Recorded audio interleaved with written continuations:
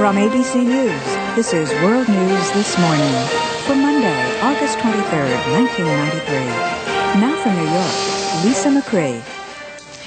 In the news this morning, oil tanker traffic resumes in Alaska following the end of a fisherman's blockade. NASA tries to reestablish contact with its Mars observer in hopes of salvaging a billion-dollar mission. The murder of a Japanese exchange student in California produces shock in Japan. Also coming up this half hour, weather and sports. The Washington State Huskies are put on a leash. And business. Plus, Bosnia's Muslim leaders struggle with a decision on a peace plan that would leave them little territory. South Africa tries to cope with the aftermath of more senseless killing. And we'll check the morning papers. First, though, our top story. Oil tankers are once again moving through the shipping lanes of Alaska's Prince William Sound.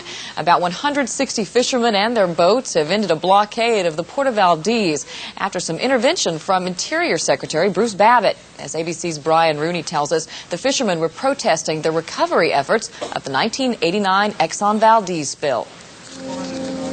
The blockade nearly shut down the Alaska pipeline while the Exxon Corporation refused to talk with the fishermen. After he brokered a truce, Interior Secretary Bruce Babbitt blasted Exxon. I think it's outrageous that an American corporation with the size and sophistication of the Exxon company doesn't have the will to come and sit down and talk. The fishermen said 3 years of poor fishing for pink salmon made them stop fighting each other for fish and instead battle Exxon and the oil industry.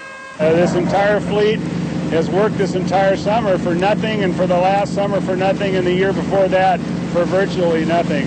Exxon said the low catch of both wild and hatchery fish this year, quote, clearly point to some other factor or combination of factors in the marine environment as a cause for the population decline. In short, their oil spill is not to blame. We've been out there doing our own study with our nets, and we aren't catching anything.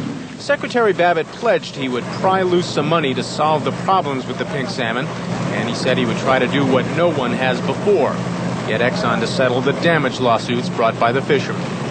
Brian Rooney, ABC News. The cleanup from the worst oil spill in U.S. history is also the target of a congressional study. The General Accounting Office reports that Exxon has put $200 million into a cleanup trust fund.